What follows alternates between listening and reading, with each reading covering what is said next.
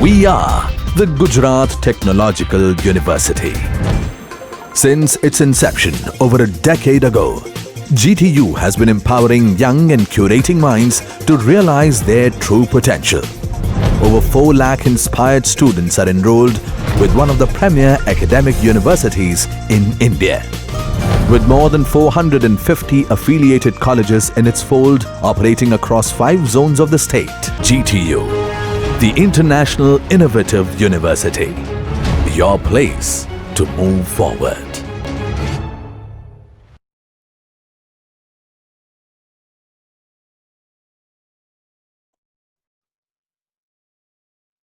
Good morning, friends. Myself, Dr. Hitesh R. Ashani, Assistant Professor, Department of Civil Engineering, VBP Engineering College, Rajkot. Welcome you all in this lecture of Advanced Construction and Equipment, which is offered in 6th semester. Today in this lecture, I am going to explain about the formwork. So what are the various topics that I will explain in this lecture is first definition of the formwork, second one material for the formwork, third one formwork for RCC wall, and fourth one formwork for RCC column. So let us start with the first one. What is formwork? So formwork is a mold, or it is an open box like container or box like structure into which fresh concrete is discharged or poured and compacted. After the compaction, this concrete in this box like container is allowed to set and the formwork is removed and a solid mass of the concrete is produced in the shape of the inner face of the formwork. So that is the advantage of the formwork. We can cast the concrete member in any desired shape by using the formwork for the various construction activities. The top surface of the formwork is normally kept open so that we can pour the concrete easily inside the formwork. Now, what are the various materials? From the syllabus point of view, I will discuss 4 materials, important materials and common materials that is used as a formwork. First one is the timber, second one is the plywood, third one is the steel, and last one is the fiberglass are used as a formwork. Let us start with the timber formwork. So timber formwork is the most commonly used material for the formwork presently on the construction site in civil engineering field. This is used on site as formwork material for number of years. So it is the most economical formwork material for the small construction activity, for the small construction site. The method of constructing the timber framework or formwork is easy and it is well known to the workers from the years. So it becomes comparatively easy for the workers who are working on the site to create the timber formwork. If the timber is dry, suppose we are using the timber as a formwork and the timber is dry, so it may absorb the water from the concrete, from the wet concrete which we are pouring into the formwork, which results in the reduction of the strength of the concrete structure. And if the timber is wet, so what will happen? Timber having the high moisture content compress the wet concrete and forms the cracks into the structures. So we have to use the seasoned timber which is not dry and which is not too wet. Timber forms have limited uses, means number of repetition of the timber formwork is very less. So they cannot use for the large construction activities for the long duration period. For the small work having the less number of repetition, it is more economical than the steel formwork. Next one is the plywood. Resin bonded plywood sheets are attached to the timber frames to make up panels of the required size to use the plywood as a formwork material. The cost of plywood formwork comprise favorably with that of timber shuttering, and it may even prove cheaper in the certain cases in view of the following consideration. So initial cost of the plywood is high, but if you compare the long term use of the timber and plywood, then plywood will become economical solution for the long duration. It is possible to have the smooth finish, in which case no cost is surface finishing is required. So this is the advantage when you are using the plywood formwork. You are having good finishing surface of the concrete that does not require any external finishing plastering, which is required in case of the timber formwork. By the use of large size panels in case of the plywood, it is possible to affect saving in the labor cost of fixing of the formwork and dismantling of the formwork, and number of reuse of the plywood formwork is generally between 20 to 25 times. So it's very good ratio. Next one is the steel formwork. Initial cost of the steel formwork is high and can be used for more number of times than the other formworks.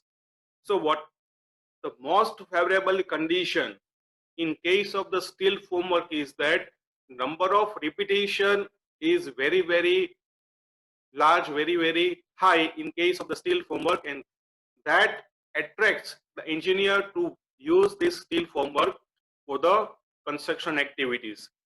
They provide the excellent finishing surface to the concrete.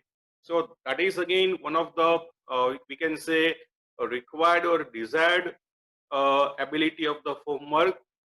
By using this steel formwork, so external finishing means plastering is not required on the concreting surface when you are using the steel formwork. For the mass concreting work like construction of the dams, construction of the bridges, steel formwork is so strong, safe and economical.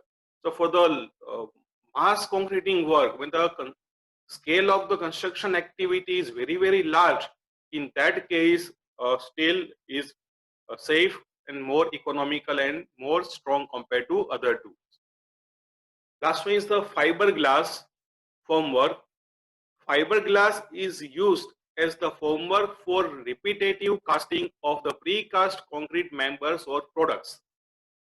It gives more number of repetition, excellent finishing surface to the concrete.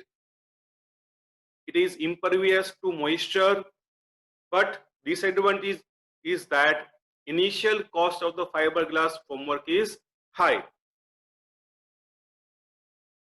Now next one is formwork for the RCC wall.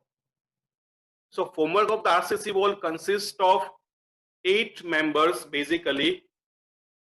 So number 1, steel plates or timber boards. You are seeing this dotted line, hatched line, sorry. Okay, these hatched lines. This hatch portion is a steel plates or it is a timber board. Then vertical supports. These are the vertical supports that is provided on both the sides of the steel or timber boards. Then tie bolts with nuts. These are the tie bolts with nuts which is provided at an equal spacing in the vertical direction as well as in the horizontal direction of the wall. Cross bracings are provided. You can see these are the cross bracings. Then sole plate, this is the sole plate at the bottom. At the ground level, sole plate is provided. Wedges, these are the wedges. Wedges means wooden pieces which is used for the packing purpose in the formwork. wedges are provided. Then horizontal supports are also provided here in the vertical members. We will see in the next slide. Again, same thing here. This is more clear figure of the formwork of the RCC wall. You can see here, these are the two steel boards or timber boards. These are the vertical supports equally spaced along the length of the wall. Then these are the tie with nut bolts provided in the vertical direction as well as in the horizontal direction. Cross bracings are provided here. Okay, and then horizontal support. These are the horizontal support which is provided in the vertical direction at a equal spacing. Other members we have seen in the previous figure. Now, how to create the formwork by using all these 8 members? The first one is, we are knowing that first steel plates or wooden boards are first erected on both the sides of a wall that is to be constructed. Then after the erection of the steel plate or boards on both the sides of the wall, this steel plate and timber boards are supported by the vertical members, and these vertical members are again supported by the horizontal members which are provided at the equal spacing. You can see in the figure. Now, verticality of the formwork is checked by the person who is engaged in the construction of the formwork of the RCC wall by using the plumb bob. Horizontal members are supported by the cross bracings using the sole plate and wooden stakes at the ground level to give the support to the vertical wall. Tie bolt and nuts are provided at 60 centimeter in vertical direction as well as in the horizontal direction to maintain horizontal distance between the two steel boards or two timber boards.